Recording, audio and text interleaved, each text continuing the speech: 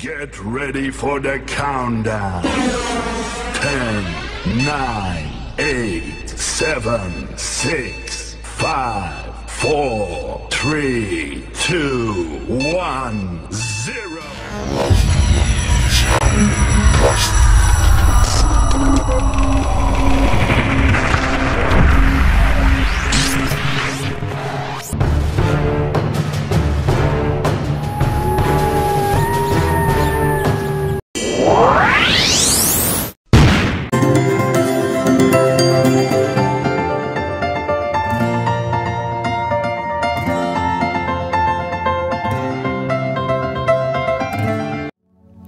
Yang akan kita bahas kali ini adalah teori evolusi Darwin. Darwin sebagai bapak evolusi dunia. Catatan Darwin saat Darwin berlayar dengan kapal HMS Beagle berkeliling dunia tahun 1831. Yang pertama, adanya dua spesies kura-kura raksasa di Kepulauan Galapagos yang memiliki sedikit perbedaan morfologi yang disebabkan oleh perbedaan habitat atau tempat hidup. Catatan yang kedua, adanya variasi burung finch atau burung pipit di Kepulauan Galapagos.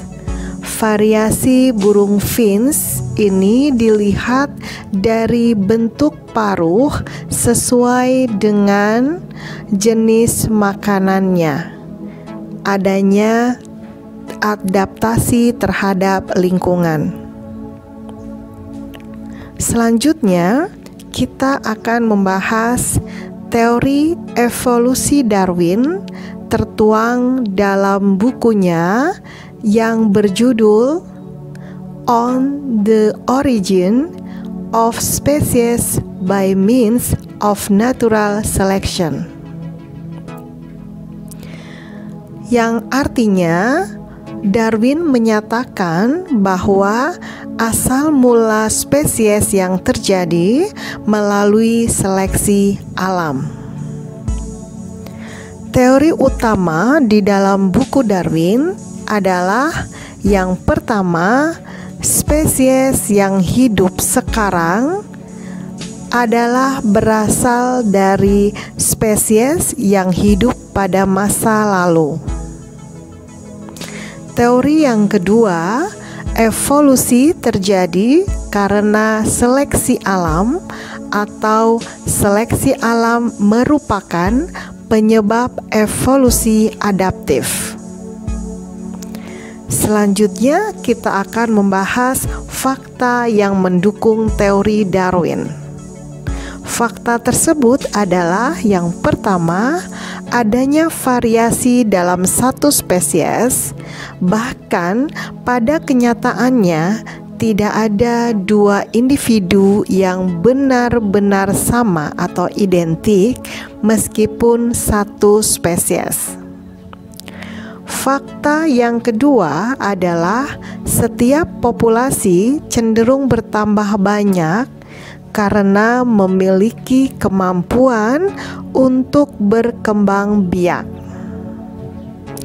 Selanjutnya, fakta yang ketiga adalah untuk dapat berkembang biak diperlukan ruang dan makanan yang cukup. Kemudian, fakta yang keempat adalah pada kenyataannya ada faktor pembatas yang mencegah populasi untuk bertambah terus. Sekarang kita akan membahas 3 hal penting pada teori evolusi Darwin. Yang pertama adalah seleksi alam terjadi karena adanya perbedaan keberhasilan pada reproduksi organisme. Hal penting yang kedua pada teori evolusi Darwin adalah seleksi alam terjadi melalui suatu interaksi antara lingkungan dengan variasi yang dimiliki oleh organisme yang menyusun suatu populasi. Hal penting pada teori evolusi Darwin yang ketiga adalah produk seleksi alam merupakan adaptasi organisme suatu populasi terhadap individu.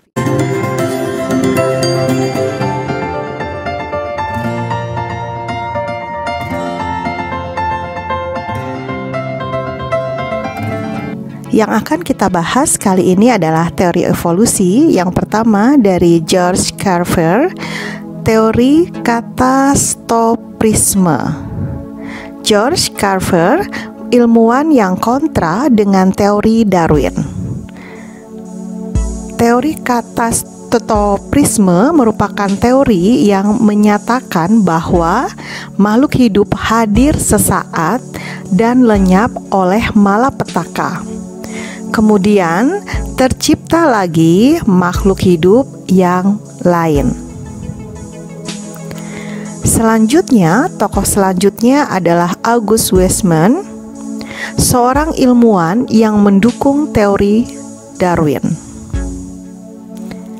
August Weismann melakukan percobaan menggunakan tikus-tikus yang dipotong ekornya. Kemudian tikus-tikus tersebut dikawinkan, dan ternyata hasil perkawinannya adalah tikus yang berekor. Nah, bisa dilihatlah percobaan dari August Weismann. Ternyata sampai perkawinan keturunan ke-21 tetap tikusnya berekor. Kesimpulan dari percobaan August Weismann adalah perubahan sel tubuh karena pengaruh lingkungan tidak akan diwariskan ke generasi berikutnya. Kesimpulan yang kedua adalah evolusi merupakan masalah pewarisan gen-gen melalui sel kelamin, atau evolusi merupakan gejala seleksi alam terhadap faktor-faktor genetika. Tokoh selanjutnya yang akan kita bahas adalah J.B. Lamarck. Buku dari Lamarck berjudul Filosofi Zoologi. Teori Lamarck menyatakan bahwa yang pertama, makhluk sederhana merupakan nenek moyang dari makhluk yang lebih sempurna. Teori Lamarck yang kedua yaitu makhluk hidup akan selalu beradaptasi dengan lingkungannya menggunakan organ tubuhnya. Teori Lamarck yang ketiga adalah organ tubuh yang sering digunakan akan berkembang terus, sedangkan organ tubuh yang tidak digunakan akan menghilang atau mereduksi. Teori Lamarck yang keempat adalah perubahan organ tubuh dari suatu organisme akan diwariskan kepada keturunannya. Nah, untuk jerapah, Lamarck itu menyatakan bahwa dulunya jerapah itu semuanya lehernya pendek karena tumbuhan pohon yang dia makan makin lama makin tinggi, maka lehernya memanjang, jadi beradaptasi menjadi leher panjang. Teori Lamarckisme atau disebut juga teori use and disuse. Perubahan suatu individu disebabkan oleh lingkungan dan bersifat diturunkan atau adaptasi. Nah, sekarang kita akan membahas perbedaan teori evolusi Lamarck dan Darwin dilihat dari jerapah. Pada Lamarck itu jerapah dulu-dulunya berleher pendek semua. Karena tumbuhan makin lama makin tinggi, maka leher jerapah memanjang sehingga beradaptasi mempunyai leher yang panjang. Semua jerapah yang sekarang lehernya panjang. Sedangkan pada teori Darwin, dulunya jerapah itu ada yang leher pendek dan ada yang leher panjang. Karena tumbuhan makin lama makin tinggi, maka jerapah yang bertahan adalah yang berleher panjang karena yang pendek terseleksi oleh alam. Nah, singkatannya ada SDAL. S-nya adalah seleksi alam punya Darwin, A-nya adalah adaptasi punya Lamarck.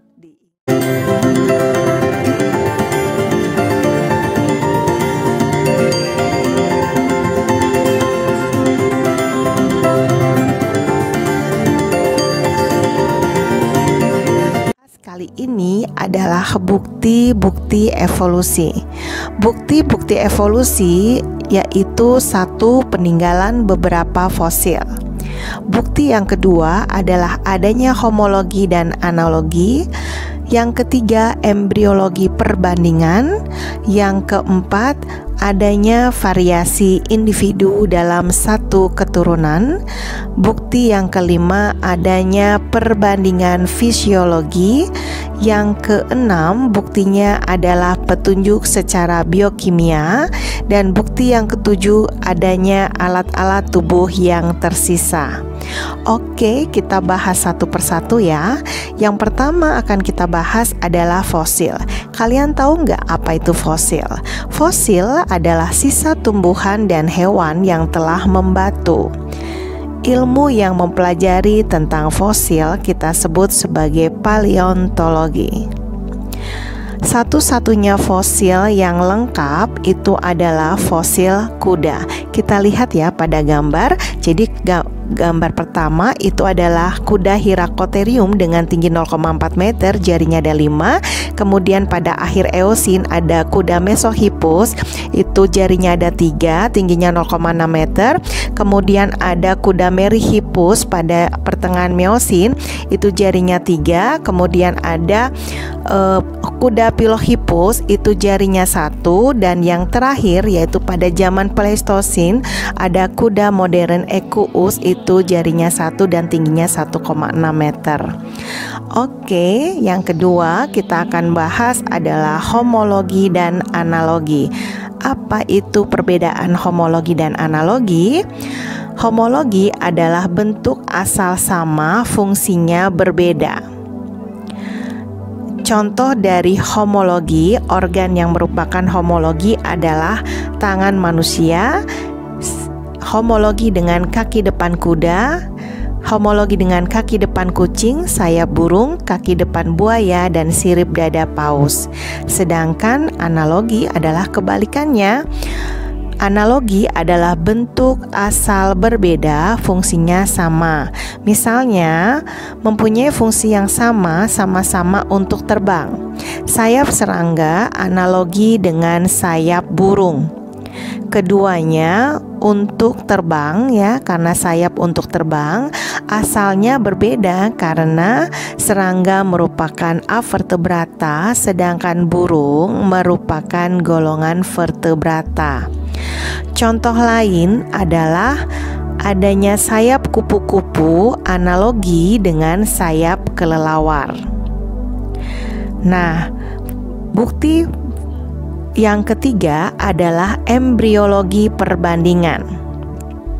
Kita lihat ya, di situ gambar embrio dari beberapa hewan multiseluler dan termasuk manusia.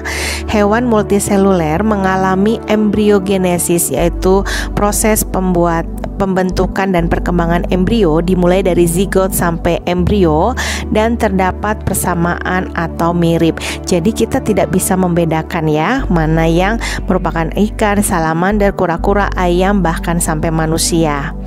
Nah, perkembangan individu mulai dari dibuahinya sel telur sampai individu tersebut mati kita sebut sebagai ontogeni. Sedangkan sejarah perkembangan evolusi makhluk hidup disebut filogeni. Jadi ontogeni merupakan filogeni yang dipersingkat. Nah, selanjutnya bukti evolusi selanjutnya adanya variasi individu. Variasi individu dalam satu jenis dipengaruhi oleh kondisi geografis dan makanan. Variasi individu dalam perkembangannya akan menghasilkan keturunan yang berbeda. Adanya variasi tumbuhan dan hewan dimanfaatkan oleh manusia untuk memperoleh bibit unggul. Selanjutnya dapat menghasilkan keturunan yang semakin berbeda dengan nenek moyangnya. Bukti evolusi selanjutnya kita akan membahas perbandingan fisiologi.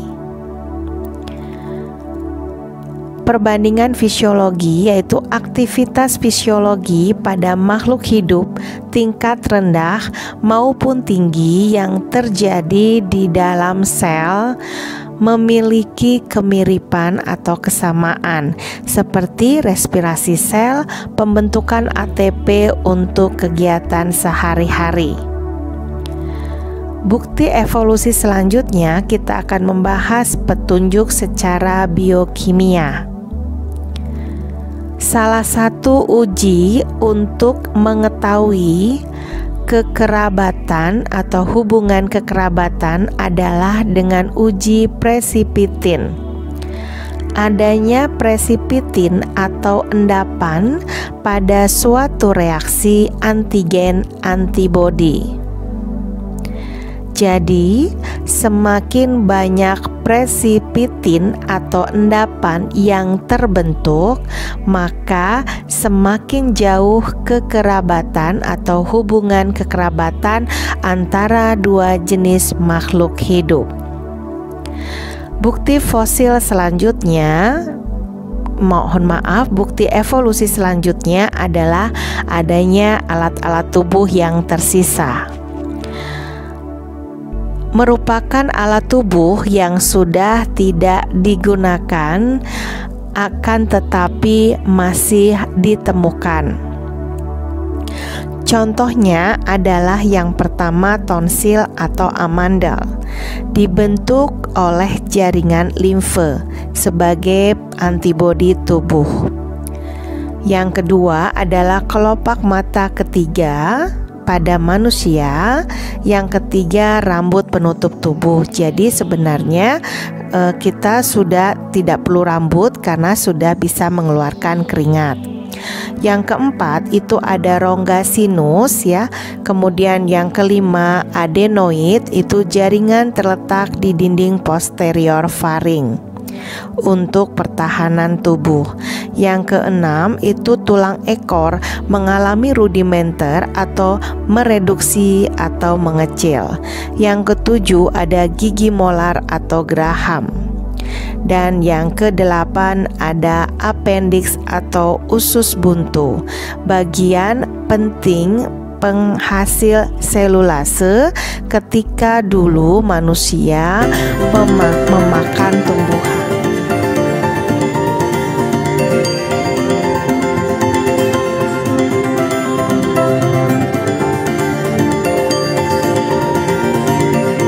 Evolusi yaitu adaptasi dan seleksi alam. Adaptasi adalah kemampuan organisme untuk menyesuaikan diri dengan lingkungannya. Organisme yang tidak dapat adaptasi dengan lingkungannya atau tidak bisa adaptif, maka akan terseleksi oleh alam sebagai lingkungan. organisme yang dapat adaptif atau dapat menyesuaikan diri dengan lingkungan, maka akan hidup dan berkembang biak sehingga populasi bertambah.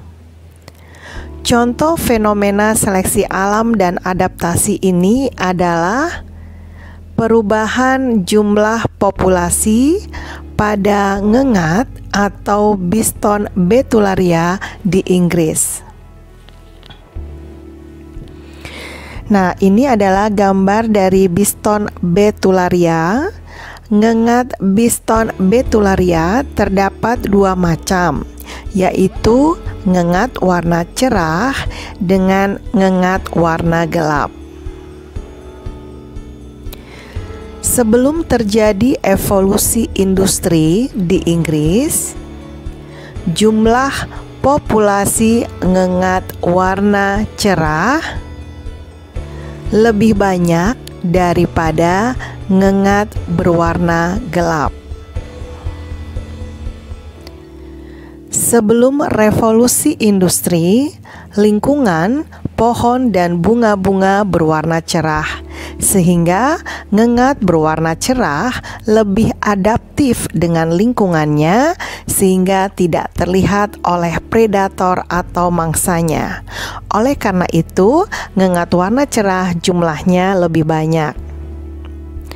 Namun sebaliknya, ngengat atau Biston betularia berwarna gelap mudah terlihat oleh mangsa atau predator, sehingga semakin lama jumlahnya semakin berkurang atau terkena seleksi alam.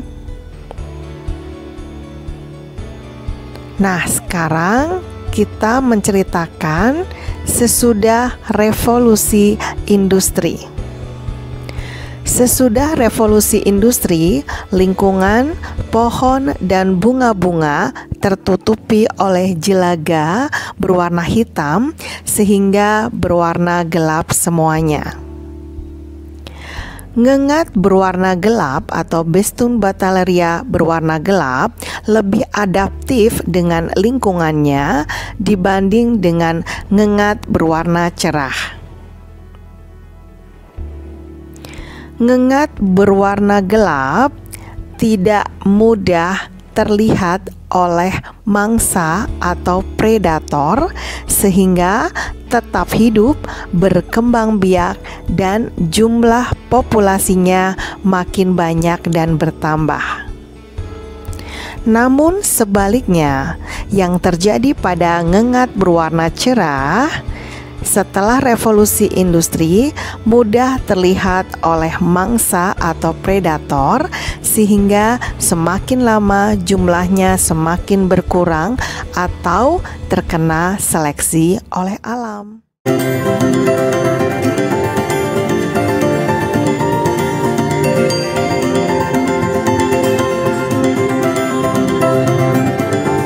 Adaptasi dan seleksi dengan pembelajaran STEM, Sains, Teknologi, Engineering, dan Matematika. Tujuan praktikum membuktikan adanya peristiwa seleksi alam.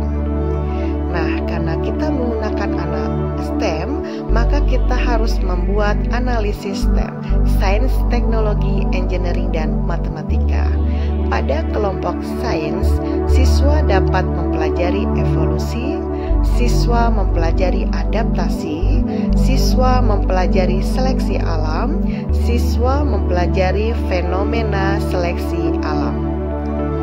Nah, sekarang kita buat analisis pada kelompok teknologi.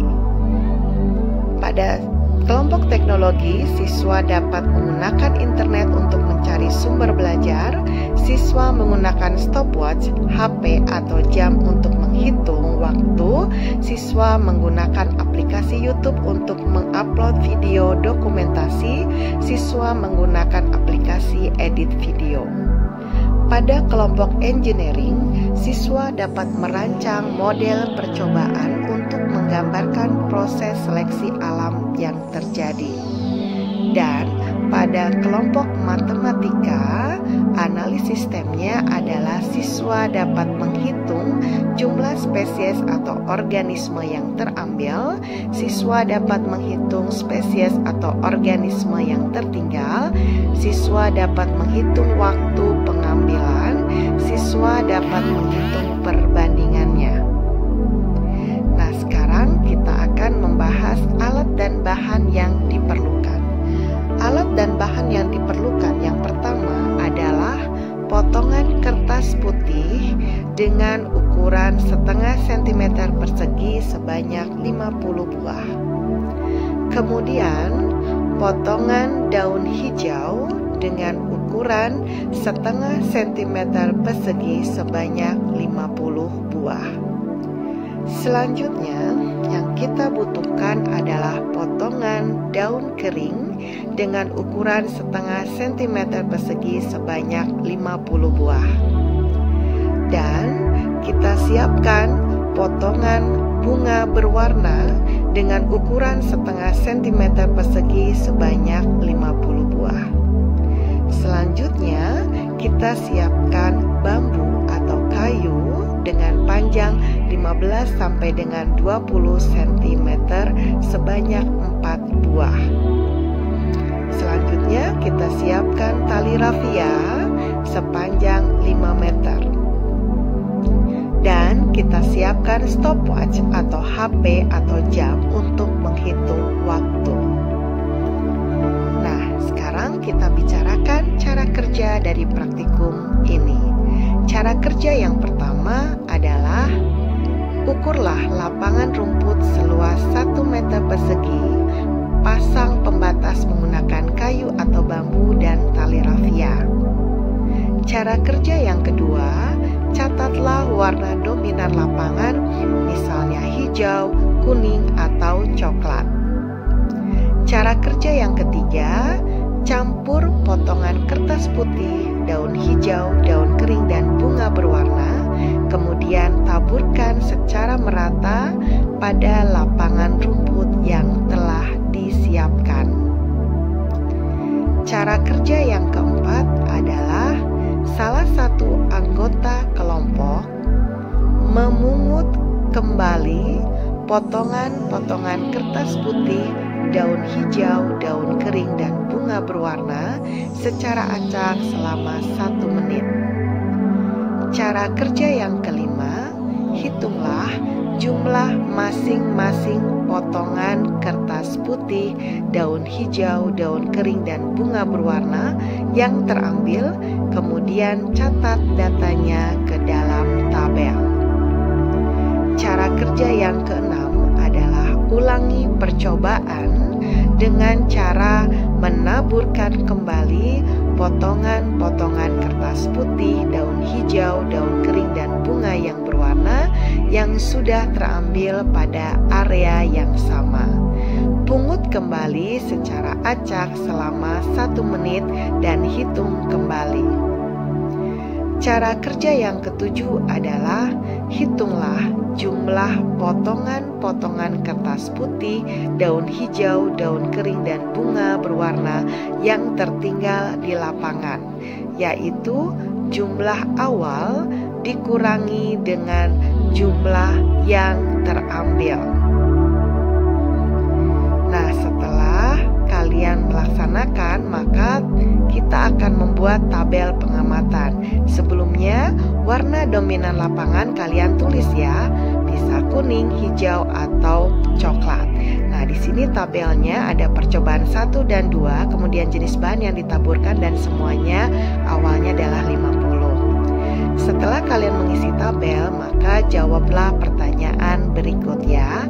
Pertanyaan yang pertama, apakah warna dominan lapangan tempat menaburkan potongan kertas putih, daun hijau, daun kering, dan bunga berwarna? Pertanyaan yang kedua, potongan bahan warna manakah yang paling banyak terambil? Mengapa? Pertanyaan yang ketiga, potongan bahan warna manakah yang paling banyak tertinggal?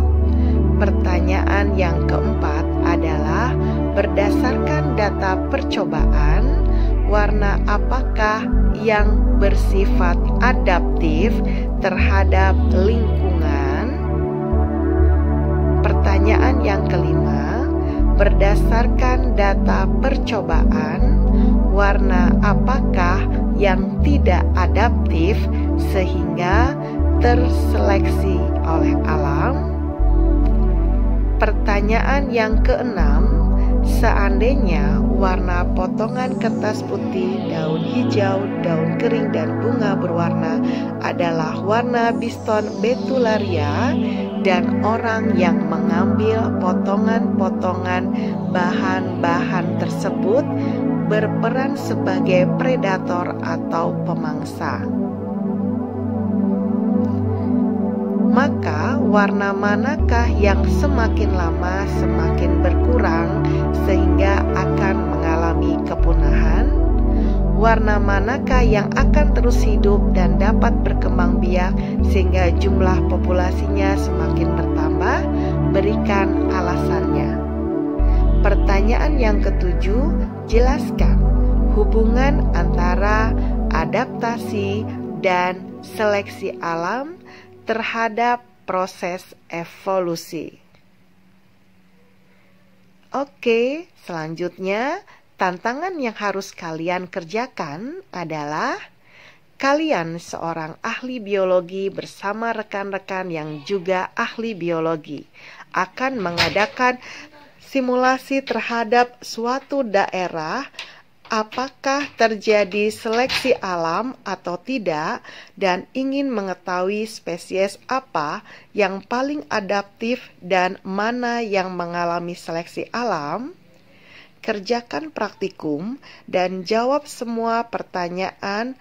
Buat laporan praktikum sesuai dengan kaidah pembuatan laporan praktikum yang benar. Kemudian dokumentasikan apa yang kalian kerjakan selama praktikum adaptasi dan seleksi alam ke dalam sebuah video dan upload video tersebut ke channel YouTube masing-masing.